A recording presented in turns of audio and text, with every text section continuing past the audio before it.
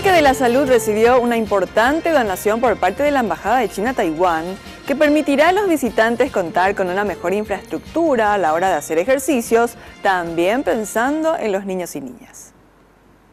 Jorge Brites, presidente del Consejo del IPS, agradeció al embajador de China a Taiwán por la importante donación.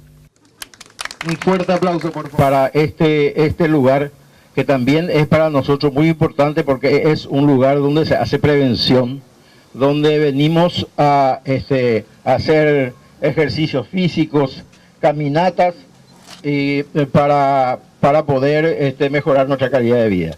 Para atraer a más familias hasta el Parque de la Salud, el gobierno de China Taiwán donó un renovado parque de diversiones para el disfrute de los niños y niñas.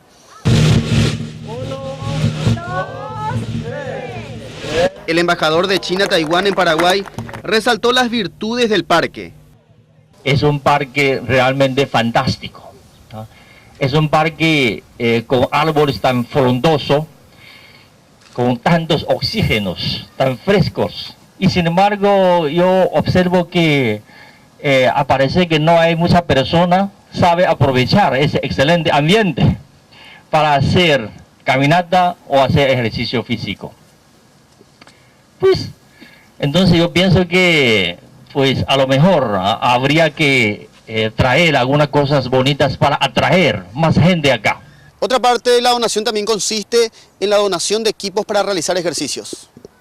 El Parque de la Salud es uno de los espacios más utilizados por la ciudadanía para realizar sus actividades físicas y es uno de los pulmones verdes que tiene la ciudad de Asunción.